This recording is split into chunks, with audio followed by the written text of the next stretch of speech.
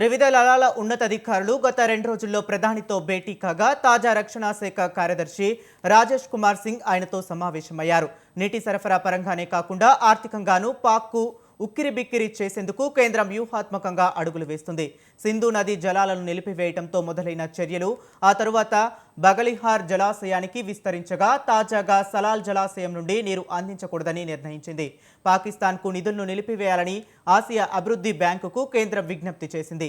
Russia అధ్యక్షుడు Putin Bharat ప్రధాని మోదీతో ఫోన్లో మాట్లాడి ఉగ్రవాదంపై పోరుకు పూర్తి మద్దతు ప్రకటించారు. జపాన్ కూడా ఇదే మాట చెప్పింది. చైనా మాత్రం పాక్ పక్షాన ఉంటామంది. యుద్ధం పరిష్కారం కాదని సంయమనం పాటించాలని భారత్ పాకిస్తాన్కు ఐక్యరాజ్య సమితి సూచించింది.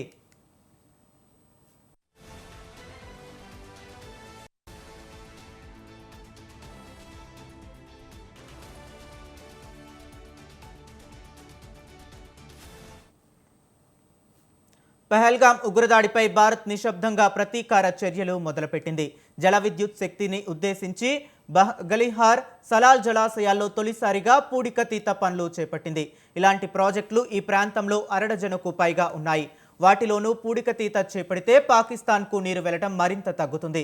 జమ్మూ కాశ్మీర్లో నిలిచిపోయిన 6 ప్రాజెక్టుల నిర్మాణాన్ని వేగవంతం చేయాలని కేంద్రం నిర్ణయించింది. సింధు జలాల ఒప్పందం నిలిపివేయడంతో ఇప్పుడు పాక్తో సంబంధం లేకుండానే ఈ ప్రాజెక్టులో పూడికతీత పనులను భారత్ చేపట్టింది. జమ్మూ కాశ్మీర్ ప్రాంతంలో గతంలో నిలిచిపోయిన 6 ప్రాజెక్టుల నిర్మాణాన్ని కూడా వేగవంతం చేయాలని కేంద్రం భావిస్తుంది.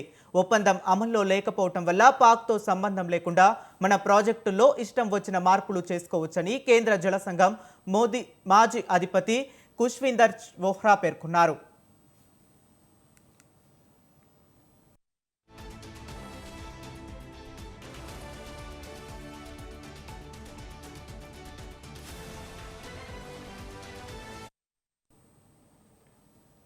పహల్గాం ఉగ్రదాడి నేపథ్యంలో భారత్, పాక్ మధ్య నెలకొన్న ఉద్రిక్త పరిస్థితుల నేపథ్యంలో ఐక్యరాజ్య సమితి కీలక ప్రకటన చేసింది.